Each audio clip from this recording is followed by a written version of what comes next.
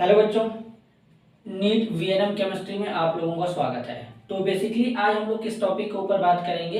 Periodic property वाले chapter में केवल दो टॉपिक बचा है, एक है हाइड्राइड, दूसरा है ऑक्साइड। इसके बाद देन हमारा चैप्टर ये कंप्लीट हो जाएगा। इसके बाद हम लोग जंप करेंगे केमिकल बॉन्डिंग के ऊपर। तो उससे पहले हम लोग क्या डिस्कस कर लेंगे, ये दोनों टॉपिक खत्म कर लेंगे, फिर केमिकल बॉन्डिंग के ऊपर जंप करेंगे। तो हम लोग देखने वाले हाइड्राइड हाइड्राइड समझेंगे कैसे बनता है, क्या होता है। हालांकि मैंने इसको डिटेल में पढ़ा रखा है हाइड्रोजन वाले चैप्टर में, पूरा क्लासिफिकेशन कितने टाइप्स के हाइड्राइड होते हैं, कौन कोवैलेंट है, कौन मॉलिक्यूलर है, कौन इलेक्ट्रॉन डेफिशिएंट है, इलेक्ट्रॉन प्रिसाइज है, कौन मेटेलिक हाइड्राइड है, तो कौन आयनिक हाइड्राइड है, सारा चीज मैंने डिस्कस किया हाइड्रोजन में। लेकिन यहाँ पर भी दिया है इस चैप्टर में हाइड्राइड और ऑक्साइड, तो इसको भी डिस्कस करना यहाँ पे कंपलसरी है। अब चलिए हाइड्राइड के बारे में समझते हैं। देखिए, अपने पीरियोडिक टेबल में जितने भी एलिमेंट होते हैं, हम लोग बात करेंगे नोबल गैस को छोड़कर। नोबल गैस जो होते हैं वो कंपाउंड वगैरह नहीं बनाते, उसमें भी अगर हम लोग जिनान वगैरह को छोड़ दे तब तो नोबल गैस हम मान के चलेंगे हाइड्राइड का फॉर्मेशन नहीं करेंगे, क्योंकि ये इनका ऑक्टेट कंप्लीट होता है, ये कंपाउंड वगैरह नहीं बनाते हैं। तो नोबल गैस को छोड़ के स्पेशली बात यहाँ पे चलेगी। तो इसके बाद जितने भी एलिमेंट हमारे बचते हैं पीरियोडिक टेबल में, जब वो हाइड्रोजन के साथ मिलकर के बाइनरी कंपाउंड का फॉर्मेशन करते हैं तो उसे हाइड्राइड कहते हैं। क्या कहते हैं? हाइड्राइड कहते हैं। इसको ध्यान देना है। अच्छा, खास बात ये है कि अब वो एलिमेंट हमारा, जो हमारा एलिमेंट होगा, ये एलिमेंट हमारा हाइड्रोजन के साथ मिलेगा और हाइड्रोजन के साथ मिलने पर हाइड्राइड का फॉर्मेशन करेगा। अब सबसे खास बात यह है कि ये जो एलिमेंट हमारा है, मेटल भी हो सकता है, नॉन मेटल भी हो सकता है और मेटलॉइड भी हो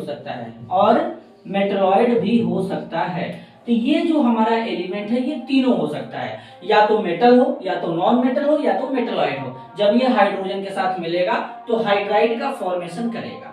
इतना क्लियर होना चाहिए। अब हाइड्राइड जो होता है बच्चों, हाइड्राइड जो होता है, इसका अगर हम जनरल फार्मूला की बात करें, हाइड्राइड के अगर जनरल फार्मूला की बात करें तो हाइड्राइड का जनरल फार्मूला होता है EH होगा, या फिर E यहाँ पे क्या हो जाएगा, EH यहाँ पे X हो जाएगा। X का मतलब है कि हाइड्रोजन हमारे 2-3 टाइप प्रेजेंट हो सकते हैं, तो इसको ध्यान देना है। इसका स्क्रीनशॉट ले लो जरा।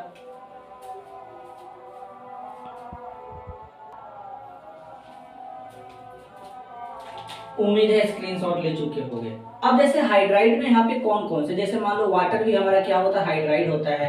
HF है, HCl है, HBr है, HI है, अमोनिया है, फॉस्फीन है, फिर इसके बाद सोडियम हाइड्राइड है, मैग्नीशियम हाइड्राइड है, कैल्शियम हाइड्राइड है। ऐसे बहुत सारे जो कंपाउंड होते हैं, तुमको बस हाइड्रोजन दिखेगा और मेटल या नॉन मेटल उसके साथ में दिखेगा। हाइड्रोजन भी हमारा नॉन मेटल होता है, इसको ध्यान देना। तो ये सारे के सारे हमारे क्या हो जाएंगे, हाइड्राइड हो जाएंगे।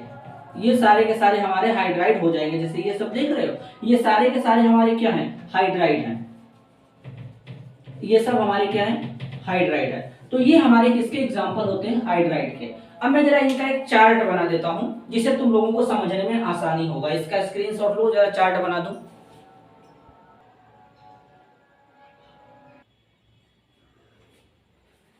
चलो, उम्मीद है तुम लोगों को ये चार्ट दिख रहा होगा। अब इसमें जरा मैं तुम लोगों को समझाता हूँ। देखो यहाँ पर मैंने जो ग्रुप लिया है, ग्रुप नंबर 1 के हाइड्राइड है, 2 है, 13 है, 14 है, 15 है, 16 है, 17 है, 18 वाले तो बनाते ही नहीं है कंपाउंड। और दूसरी खास बात ये यहाँ पे है कि जैसे मैंने डी और एफ ब्लॉक का नहीं दिखाया है, तो डी ब्लॉक और एफ ब्लॉक के एलिमेंट भी हाइड्राइड का फॉर्मेशन कहते हैं। मैं फिर से एक बार कह रहा हूँ, मेरे प्लेलिस्ट पे जाओ, वहां पे हाइड्रोजन एक प्लेलिस्ट बना है, उसमें सारा तुमको हाइड्राइड डिटेल में मिलेगा।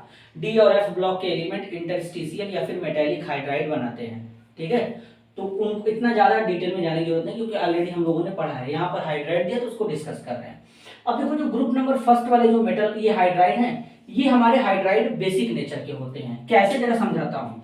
अगर मान लो तुम सोडियम हाइड्राइड ले रहे हो, NaH, अगर NaH को तुम वाटर में डिसॉल्व करोगे तो ये तुम्हारा बेस का फॉर्मेशन करेगा और हाइड्रोजन गैस रिलीज करेगा। यहां से क्या निकलेगा, यहां से हाइड्रोजन गैस बाहर निकल जाएगा और साथ में सोडियम हाइड्रोक्साइड मिलेगा। सोडियम हाइड्रोक्साइड को फर्दर पानी में घोलोगे तो Na+ और OH- में टूट जाएगा, एक्वस। समझ रहे हो?